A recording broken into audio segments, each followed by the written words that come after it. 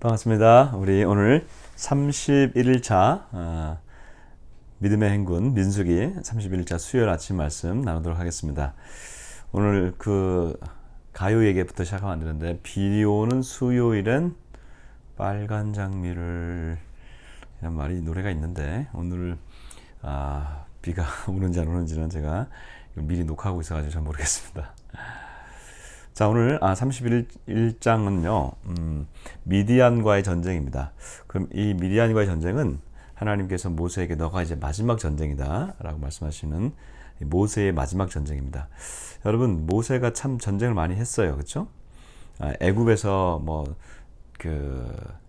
눈에 보이지 않는 10가지 재앙을 내리면서 바로와의 그 전쟁을 했고, 그리고 홍해를 가르는 그 전쟁도 했고, 사실 이게 다 전쟁입니다. 그리고 이제 나와서 첫 번째 모세가 한 전쟁이 하나 있습니다. 여러분, 그 모세의 마지막 전쟁이 첫 번째 전쟁이 뭔지 아세요? 기억나시나요?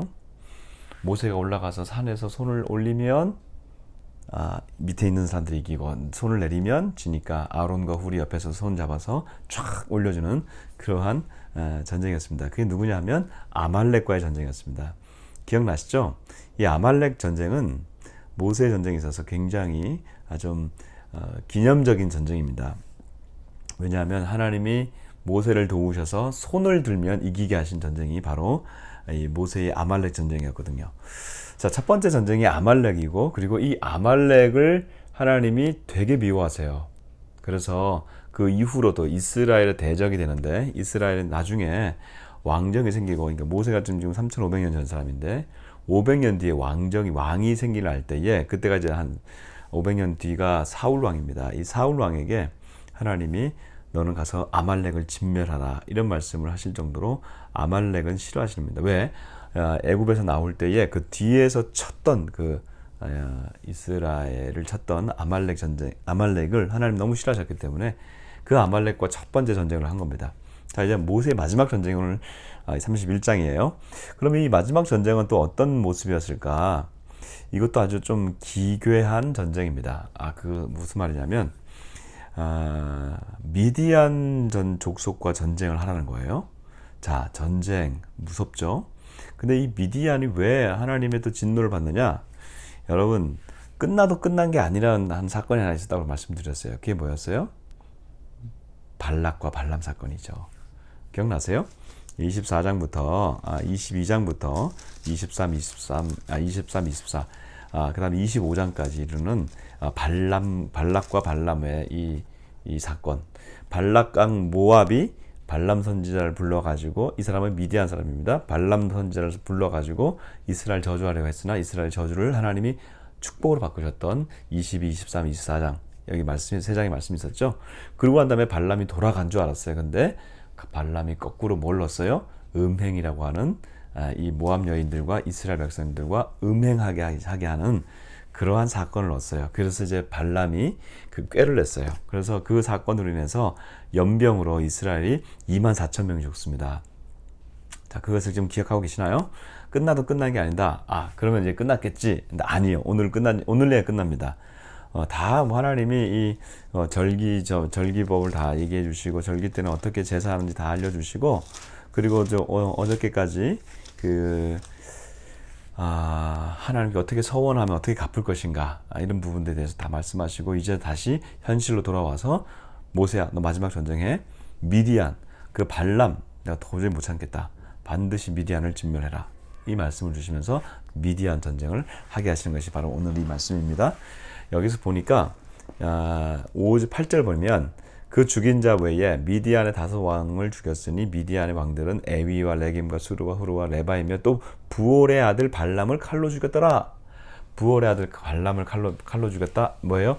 발람이 그만큼 아주 이스라엘에게 음흉한 일을 했다는 것이죠. 그래서 이 발람을 끝까지 쳐서 죽이게 됩니다.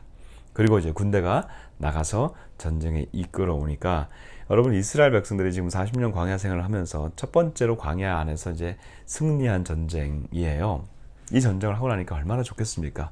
그리고 이 전쟁을 하고 나면, 고대나 지금이나 전쟁하고 나면 승전물이 있거든요. 특히 예전에는 가서 다 쓸어오니까 전리품이라고 그러죠. 다 쓸어와서 전리품을 챙기게 되니까 전쟁을 하면 땅도 더 많아지고 그다음에 사람들을 잡아오면 포로가 되고 가축이나 모든 것 이런 것들은 그 나라의 재물이 되는 것이죠. 그러니까 재산 증식이 하나의 전쟁의 하나의 방식이었던 것이죠. 자, 그러면 여기서 전쟁을 하고 오니까 두 가지를 말합니다. 모세가 정결법에 의해서 율법에 의하면 사람을 죽이거나 시체를 만지고 오면 이스라엘 그 진영 안에 들어올 수가 없어요. 그래서 죽음이 가장 강력한 그 부정결이에요. 그래서 너희들 전쟁에 나갔던 사람들 다 진영 밖에서 일주일 있다 와 7일은 지나고 와라 들어와라. 그래서 이거 정결법을 첫 번째로 행하고요. 두 번째 전리품을 이제 분배합니다. 자, 우리가 생각할 때는 군인들 나갔으니까 군인들 당연히 싸워서 이겼으니까 그걸 받아야죠. 근데 그게 아니에요. 군인들에게 절반을 딱 떼어서 나눠주죠. 제일 많이 주죠. 그 다음에 나머지 절반은 회중들 이스라엘 백성들에게 골고루 나눠줍니다. 이것이 더 중요해요. 그리고 전쟁에 나갔던 사람들에게 있어서 이제 군인들이 받은 그 전리품 있잖아요. 그것의 500분의 1, 10분의 1이 이제 우리가 11조 해가지고 10분의 1이 이제 하나님께 드리는 그런 방식인데 여기에서는 전쟁의 전리품 너무 많아요. 그러니까 그것의 500분의 1, 아주 작은 규모로만 하나님께 드립니다. 그래서 이제 이게 전리품이 나누어지는 분배하는 이 과정을 첫 번째 전쟁에서 이 법을 이제 모세가 정한 것이죠. 자, 그러니까 이걸 전리품을 받았을 때 이스라엘 백성들이 매번 쫓겨다니고 광야 생활을 하다가 맨날 이렇게 지치고 패배만 하다가 전쟁에 승리하고 난 다음에 그 승리에 얻은 그 전리품을 취하는 그 기쁨을 가지니 얼마나 좋습니까? 그리고 나가서 전쟁에서 취한 사람들도 있지만 나가지 않았지만 그 기다리면서 그들을 위해서 응원하고 기도했던 그 사람들도 모든 전리품을 다 같이 받습니다. 그렇죠? 그리고 또 나가서 취한 사람들이 그것의 500분의 1을 하나님 앞에 올려드리니 그 500분의 1이 또 누구에게 가요? 제사장에게 가는 것이죠. 그러니까 제사장 레위인들과 제사장들도 이 또 전리품으로 함께 즐거워하게 되는 그러한 상황이 됩니다. 자, 그러면 이 미디안과의 싸움에서 얼마나 승리했느냐? 양이요 67만 5천 마리예요. 전리품으로 얻은 것이 소가 7만 2천 마리. 그러니까 동네 전투가 아니죠. 이건 전쟁이에요. 전쟁은 더 큰 개념이고 전투는 소규모 그 지역에서의 전쟁을 얘기하는데 나귀가 6만 1천 마리예요. 그리고 여자 포로가 3만 2천 명이에요. 그러니까 이건 다 그 포로가 되는 거고요. 노예가 되는 것이죠. 이제 오늘날 우리가 말하면 지금 뭐 노예 가지고 막 좋아하는 인권 차원이라 얘기하지만 당시로 보면 이것은 참 그 재산으로 보게 되는 것이죠. 오늘날 현대의 시간으로는 볼 수는 없는 거죠. 자, 뭐 이러니까 이렇게 많은 것을 이들이 받으니까 너무 좋은 거예요. 그래서 그들 중에서 군대 지휘관들이 이런 말을 합니다. 모세요, 우리가 나가서 싸웠는데 우리가 다 돌아보니까 이렇게 많은 전리품을 얻고 전쟁에 승리해 왔는데 우리는 한 명도 죽지 않았습니다. 이런 고백을 해요. 놀랍지 않습니까? 여러분, 믿음의 고백은, 믿음의 공동체는 반드시 그것을 승리하고 나면 이런 전리품이 있는데 우리는 한 명도 상하지 않았습니다. 이 고백이 있는 거예요. 저 오늘 이것을 나누고 싶습니다. 믿음의 행군을 계속하게 나갈 때에 우리 사랑하는 생명나라의 공동체가 믿음으로 계속해서 나갔으면 좋겠고요. 그리고 우리가 이 전리품을 앞선 사람들만 받는 것이 아니라 뒤에서 함께 응원한 사람들도 함께 하나님의 이 승리의 전리품을 함께 맛봤으면 좋겠어요. 우리가 더 많이 헌신했으니까, 우리가 더 시간을 많이 썼으니까, 우리가 더 많은 기도를 했으니까 아니에요. 공동체가 함께, 모든 이들이 함께 그 전리품을 받는 겁니다. 그리고 돌아보면 누구도 누수가 없었어요. 그렇죠? 마치 이 미디안 전쟁에서 이스라엘 백성들이 아무도 죽지 않고 나아가서 승리했던 것처럼 이 승리의 보고가 우리 공동체의 보고가 되기를 바랍니다. 사랑하는 성도 여러분, 오늘도 수요일 아침에 여러분과 함께 승리의 보고를 함께 나누고 싶습니다. 하나님께서 주신 이 귀한 믿음의 행군, 믿음의 행복, 코로나로 인해서 우리가 넘어지지 말고 쓰러지지 마십시다. 코로나로 인해서 지금 전 세계 인구가 지금 50만 명이 죽었대요. 그리고 매일매일 죽어간대. 특히 이제 미국에서는 4만여 명이 지금 그 중에 제일 많이 죽었는데 여러분 생각해 보세요. 우리나라는 지금 283명인가가 제가 마지막 체크했을 때가 그랬거든요.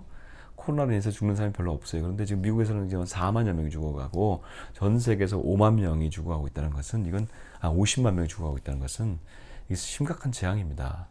그 재앙 가운데서도 하나님 믿음의 행군을 끝까지 감당할 때 우리 공동체를 지켜주시고 우리 가정을 지켜주시고 또 이 과정에서 코로나 와중과 이 어려운 와중에서 우리가 또 이제 분당으로 넘어가는 생명나라의 이 귀한 이전의 과정이 행복한 과정 되게 해주시고 승정물을 전리품을 우리가 함께 나누는 과정 되게 해주시고 누구도 돌아보면 누수가 없게 해주십시오 라고 하는 것이 오늘의 우리 기도의 제목입니다. 이 제목 가지고 여러분 승리하시기를 주의 이름으로 축복합니다. 자, 오늘 교회를 위해서 기도하고 그 다음에 오늘 함경북도입니다. 함경북도는 이제 그 러시아와 중국이 열리는 땅이라고 했잖아요. 그 땅을 위해서 같이 기도하고 그다음에 오늘 유럽을 위해서 또 기도하는 날인데요. 유럽은 그냥 오늘 그 동유럽을 위해서 또 기도하도록 하겠습니다. 동유럽에 있는 루마니아를 위해서 또 기도하도록 하겠습니다. 루마니아는 그 공산권에 있다가 다시 돌아왔던 나라인데 이 루마니아에서 중요한 인물이 차우세스크라고 하는 이 독재자가 있습니다. 여러분 차우세스크가 독재자가 이 무너질 때 한순간에 무너졌습니다. 그가 마치 김일성과 같은 오늘날 김정은과 같은 그런 사람이에요. 근데 그가 모여서 대중 집회를 하는데 사람들이 조금씩 움직이기 시작하더니 그날은 독재자를 처단하라. 누군가가 이 얘기를 그 군중 가운데 한 거예요. 근데 독재자가 이제 그 얘기를 전체를 모아놓고 연설을 하고 있는데 한쪽에서 와 하면서 독재자를 처단하라. 이 얘기가 서서히 번져가기 시작하는 겁니다. 여러분 민심은 이렇게 무섭습니다. 환호하던 그 군중이 갑자기 독재자를 처단하라. 이 구호로 바뀌면서 그 군중 집회에서 그가 빨리 도망쳐 나오는 사이에 이 정권이 무너져 버리고 결국 그는 그 성난 군중에 의해서 그와 그의 가족이 처단이 돼 버렸습니다. 그러니까 법으로 처단된 게 아니라 그냥 사살돼 버리고 말았어요. 자, 군중 심리, 민심 무섭습니다. 그래서 완전히 무너졌는데 오늘 북한 땅에 뭐 이런 일을 있게 해달라고 우리가 뭐 구체적으로 기도할 수는 없어요. 뭐 기도할 수 있겠죠. 그러나 하나님 어떻게 하실지 모르니까, 그렇죠? 저는 기본적으로 우리 김정은 그 위원장 불쌍히 여기는 마음이 있습니다. 그러나 그건 정말 끔찍한 방법이에요. 그러나 그것이 안 되면 하나님 앞에 여호와의 밤이 오게 해달라고 기도하는 것이죠. 우선은 우리가 하나님 그 생명을 구해 주시고 돌이키게 해달라고 기도하고 북녘을 위해서 기도하는데 이 루마니아가 그런 나라였다는 것이죠. 그래서 이 루마니아의 모델이 하나님 언젠가는 북녘 땅에도 적용해야 된다면 주님 적용하여 주십시오 라고 기도하면 주께서 알아서 하시지 않겠습니까? 우리가 이 마음 가지고 오늘 한날을 또 시작하면서 기도로 나아가길 바랍니다. 기도하겠습니다. 하나님 감사합니다.